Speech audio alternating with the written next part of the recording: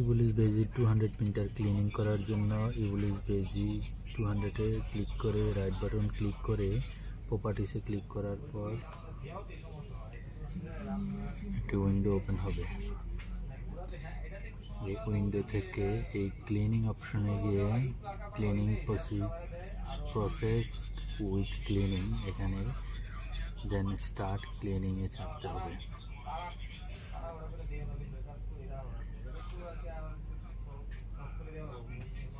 Start cleaning এ চাপার পর অন্য আরেকটি উইন্ডো ওপেন হবে।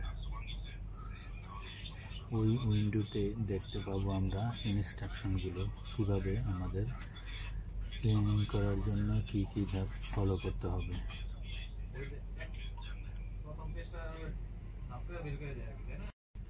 দেখতে পাচ্ছেন ফলোইং ইনস্ট্রাকশন পেজটি চলে আসছে। এখান থেকে বলছে যে remove all cut from feeder, feeder থেকে সব কাট বের করার জন্য remove ribbon from the printer, close cover. আমরা সম্পূর্ণ কাজগুলো করে ফেলেছি অলরেডি।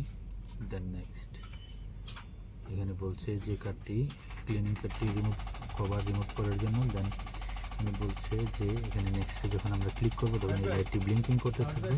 ব্লিঙ্কিং করলে আমরা কাটটি মেশিনে ইন করবো।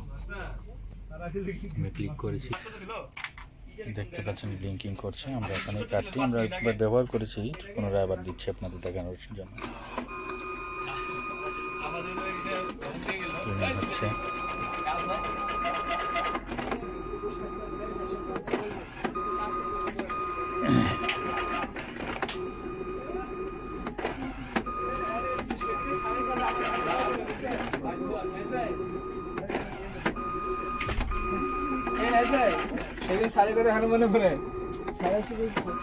কমপ্লিট হয়ে যাওয়ার পরে ক্লিনিং কমপ্লিট, দেন আমরা থার্মাল হেড ক্লিনিং প্যান দিয়ে আমরা হেডটা ক্লিন করে